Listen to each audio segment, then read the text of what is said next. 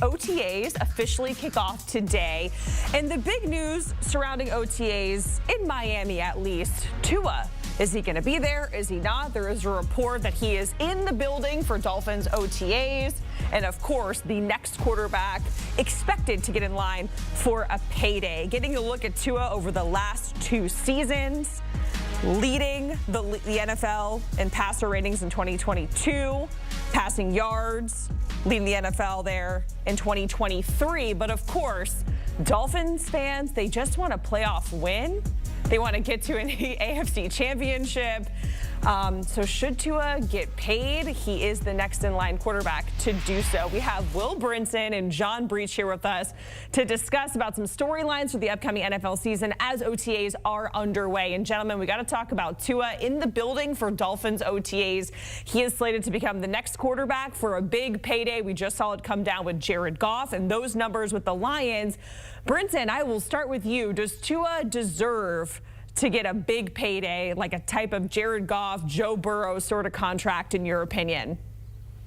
Well, Jacqueline, I think everybody deserves these big contracts. Everybody needs to get paid. I mean, and I say that like half tongue in cheek, because if you think about it, go back to, I don't know, God, it was 5 years ago maybe. Derek Carr and Jimmy Garoppolo became the highest paid quarterbacks in all of football for a hot minute. People were out of their brains, losing their minds because those guys got paid. This is just how it works. Now, Breech and I have talked about this in the past, and it is tough with a guy like Tua or maybe a guy like Trevor Lawrence to say, all right, we're going to give you we're going to give you $60 million a year, make you the highest paid quarterback. It's difficult to get there, but there are ways, there are paths to get there, and you can do it like the Lions did with Jared Goff, where you say, we're going to give you the most guaranteed money or the most guaranteed per year, or something that the agent can put out there that makes it look like he got the best possible deal for his client. I think that's probably what Tua and the Dolphins have to figure out. But we're talking about a guy who was a top 10 pick, who has played at an exceptionally high level in Mike McDaniel's offense. And if he hadn't dealt with concussions and the injuries that he did for that stretch, we wouldn't even be questioning this. We'd be saying this is a guy with a great pedigree who was drafted at was considered a possible #1 overall pick, and now he deserves to get paid after having these fantastic seasons, even if, as we can see on this graphic, his success against better opponents not so great. Well, Brinson, it's funny you mentioned Jared Goff, because you can also look at Jared Goff as an example of why the Dolphins might be hesitating to give Tua $50 million or $55 million per year.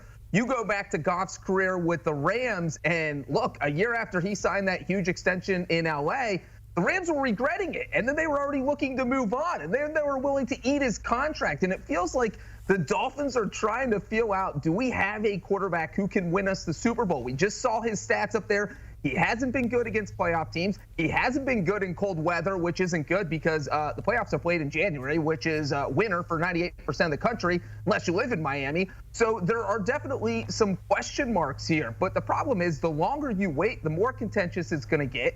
It's not going to get any cheaper. You mentioned the Jared Goff deal, $53 million a year. Tua's people are probably going to be pointing to that now, saying, give us that. But I absolutely understand why the Dolphins are waiting, and I do think they'll eventually get a deal done. I don't think it will be Jared Goff or Joe Burrow numbers, probably right around $50 million a year. But I don't think he'll break any records in the QB market. Yeah, there's still certainly high expectations for Tua, even though he is 1-6 this past season against teams that made the playoffs. Let's talk about Aaron Rodgers. Certainly high expectations for the Jets as well. Robert Saleh saying that Aaron Rodgers is going to have no restrictions for OTAs. And Breech, I will start with you. Do you have more, I guess, questions or uncertainties about Aaron Rodgers and his Achilles specifically, or the O-line that they have completely rebuilt there with the Jets? And they are kind of intertwined, right? Yeah, absolutely. There are question marks on the offensive line, but it is definitely the biggest question mark is Aaron Rodgers. Look, when I wake up in the morning with a hurt neck, that bothers me for 3 days. Aaron Rodgers is a 40-year-old coming off a torn Achilles. So you have no idea how he's going to respond, how he's going to look. And this is what you want to see when the Jets get out there for OTAs. You want to see, hey, is he mobile? Can he move around? We know he can still throw the ball. And then how is he going to do when he is out there on the field and guys are rushing him, obviously not going to hit him?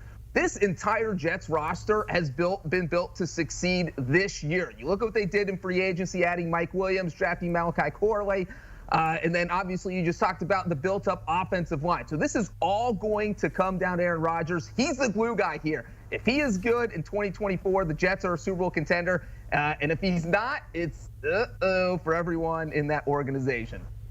Yeah, I mean, it's 100% on Aaron Rodgers, and it's crazy. Breech points out, like, I think jokingly, maybe, but not really, that you wake up, at our age, you wake up with, I mean, I couldn't walk for a month because I had a slip disc because I got slimed out in Las Vegas. I mean, it's insane how tough it is, and you see that the Jets, they add Olu Fashanu in the draft with that first-round pick. I know everybody's thinking, oh, they really doubled down and leaned into building out the offensive line, and that's true. But if you look at the contracts of Tyron Smith and Morgan Moses, then these are guys that I mean, there's not much guaranteed at all. I mean, we're talking one-year deals for these guys, and if somebody gets hurt, I mean, older players, veterans, Fashanu's going to have to step in. And I don't know if it's like the worst case or the best case if Fashanu ends up starting at left or right tackle for the Jets this year. But I do think that they've done a great job of saying, all right, this was our biggest weakness.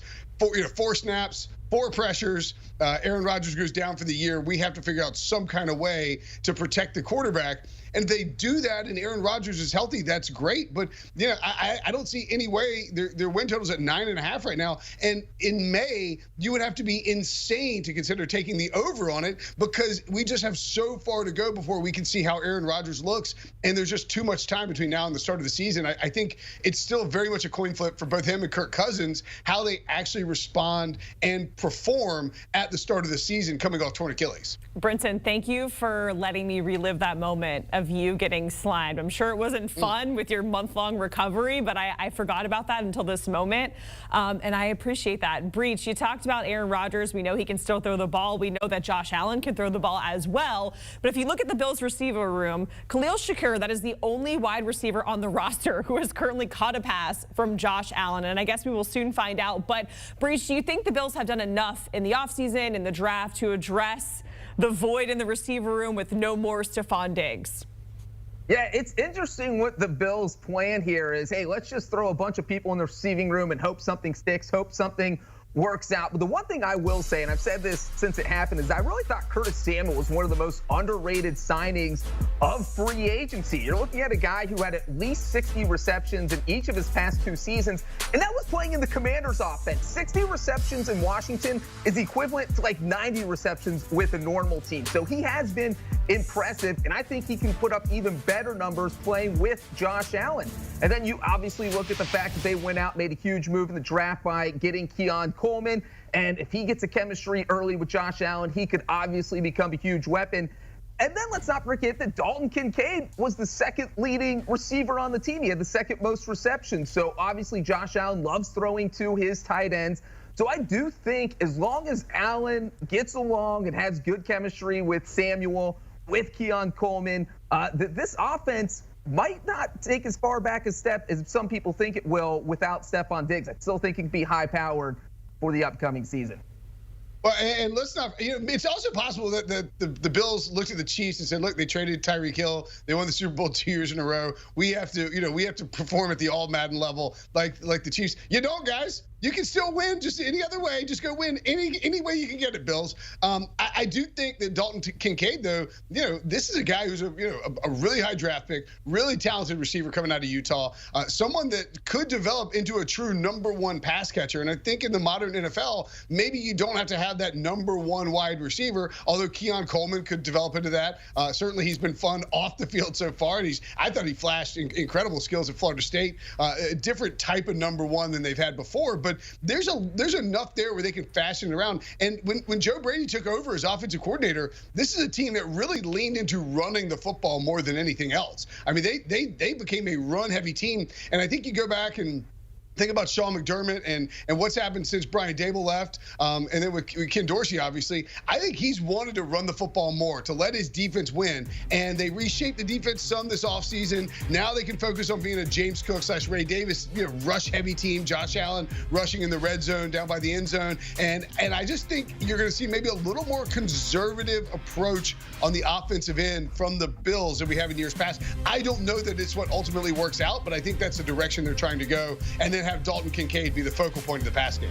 The storyline for the Bills season after season is that window for them to get to a Super Bowl. And the storyline for the Chiefs is if they can win 3 Super Bowls in a row, going for the three-peat. They have Pat Mahomes and, of course, their staple pieces and Travis Kelce, Chris Jones just signing contracts, and then some new additions as well, Brinson and Hollywood Brown and Xavier Worthy, who both are pretty darn fast. Yeah, well, that's the thing, right, Jacqueline? I mean, this is a Chiefs team that lost Tyreek Hill. They lost some of their speed. They were trying to figure it out. Rashee Rice, who we don't know when he's going to play or how long he's going to play or how many games he's going to play. And I think that's very, very much up in the air. Multiple game suspension would be at minimum, would be my guess. And I think Commissioner's exempt list is certainly on the table there. So, but with the Chiefs, you have this team that sort of shifted its identity where it's Travis Kelce, the focal point of the passing game. They're not as explosive down the field. We had defense as the Vic Fangio system sort of permeated the NFL, start to build the cover, the shells on top that prevented the big plays over the top. And as a result, you saw offenses morph and sort of become more dink and dunk. These quarterbacks, whether it's Mahomes, Josh Allen, Joe Burrow, had to sort of learn to take what defense are giving them. Now it's interesting to see how does this Andy Reid / Patrick Mahomes offense take shape with Hollywood Brown and Xavier Worthy. I mean, these are big play speed guys. If you have Rashee Rice back, you have Travis Kelce, they can eat up underneath, and these guys should open things up and vice versa. So I am fascinated to see how explosive this Chiefs offense is and how much they try to get vertical early on in the season with these new weapons. Yeah, and it's crazy because the Chiefs are at the point where you could probably throw me and Brinson out there at receiver, and Mahomes might be able to lead them to another Super Bowl. I mean, you look at what he had last year. It's amazing that he kind of willed that team to the second straight Super Bowl win, and now it feels like they've made some obvious upgrades at the position. This is probably the best receiving group they've had since Tyreek Hill was there. I mean, you're talking about Xavier Worthy setting the record for the fastest 40 in the history of the NFL Combine. He's going to crush people over the top, but he can also run any route out there. So it seems like he's a great addition. And then, look, we don't know what Marquise Brown's potential is. He's put up some huge numbers in Baltimore's offense, which is a great offense, but not exactly known as a passing offense. We saw him put up okay numbers in the Cardinals offense that kind of struggled for the past 2 seasons. But now you put him with a quarterback like Patrick Mahomes, and he might be able to replicate that 1,000-yard season that he had in 2021. So, man, Patrick Mahomes might throw for 5,000 yards. Worthy and Brown might both go for over 1,000. The Chiefs' offense is going to be scary this year. Patrick Mahomes, one of the best quarterbacks to ever do it, and a quarterback who has been compared to him a lot over the last couple of years as Caleb Williams. His era in the Windy City gets underway, and a really good supporting cast around him, gentlemen. DeAndre Swift, DJ Moore, Keenan Allen, Rome Odunze. Breech, is this the best supporting cast ever put in place for a rookie QB1 in your opinion? It really feels that way because the NFL designs it so that usually the worst team gets the #1 overall pick, which is obviously what happened with the Panthers, but they trade the Bears because they have no idea what they're doing. And so you don't see a #1 overall pick usually land with a team that is good. It just doesn't happen because it's not supposed to happen. And so now you're talking about Caleb Williams getting 2 of the top receivers in the NFL with DJ Moore and Keenan Allen. And the Bears say, you know what, that's not enough. Let's use one of our top 10 picks on another receiver. They bring in Odunze, and they have Cole Kmet at tight end. I mean, there's just weapon after weapon after weapon. If Caleb Williams goes out there and builds a chemistry with these guys, there's no reason the Bears can't have one of the better offenses in the NFL. And you rarely see that with a rookie QB playing in his first season, especially a rookie QB who was taken #1 overall. I mean, it even took guys like Peyton Manning. It takes them a couple years to adjust for the offense to get good. But Caleb Williams and that Bears offense certainly has the potential to be great this season. Just want to point out that, I mean, I don't disagree with the idea that Caleb Williams might be going to the best landing spot ever for a #1 team, but it's like they weren't picking first overall. They were picking 9th overall because that's where they were in the standings. You know who else was 9th overall the year before in the standings? The Carolina Panthers. And they traded up to 1, got Bryce Young, dropped him in that slot, and that was a disaster. They were the worst team in football. I think it's very different. I think the offensive line setup for the Bears already looks better. The weapons clearly are better, but you do have a rookie wide receiver in Rome Odunze, a polished guy. But you never know how these guys adjust to the NFL, making that jump.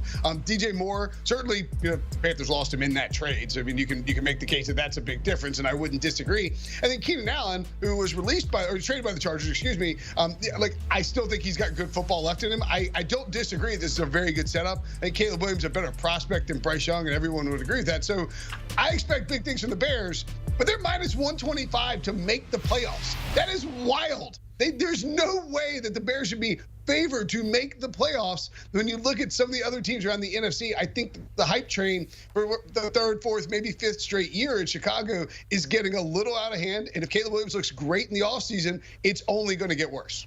Will Brinson saying slow your roll on the Chicago Bears hype train. John Breech, Will Brinson getting us pumped for the NFL season as OTAs start today. All feels right in the world, Tommy, when we get to talk a little football. Oh, I love that music. Yes, 108 days to go. It'll be here before we know it. And remember, you can watch your local game live. The NFL on CBS once the season is finally here. And of course, also streaming on Paramount+.